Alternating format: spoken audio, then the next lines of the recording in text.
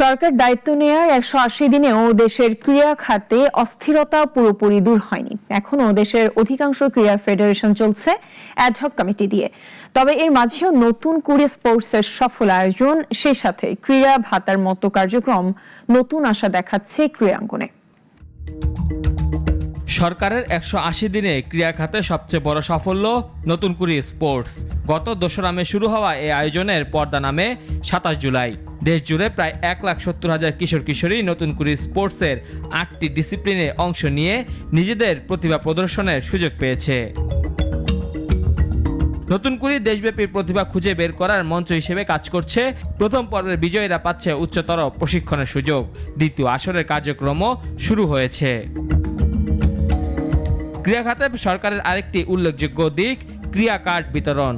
এর মাধ্যমে মাসে 1 লক্ষ টাকা সহ বিভিন্ন সুবিধা পাচ্ছে দেশে বিদেশে সম্মান বয়ে আনা ক্রীড়াবিদরা। তা যেভাবে খেলোয়াড়দের আর্থিক দিক থেকে নিরাপত্তা যোগাচ্ছে, তেমনি বেড়েছে সাফল্যের ক্ষুধাও।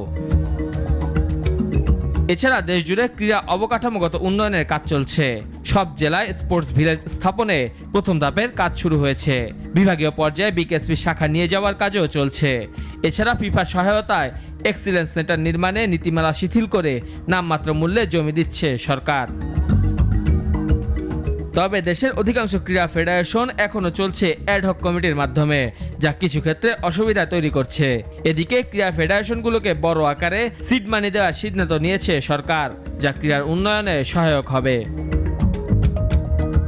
সব মিলিয়ে ক্রীড়া খাতে অগ্রগতি হলেও এখনো সামনে বহু চ্যালেঞ্জ রয়েছে, বিশেষ করে মধ্য ও দীর্ঘমেয়াদী পরিকল্পনাগুলোর বাস্তবায়নের কাজ দৃশ্যমান করে তোলা।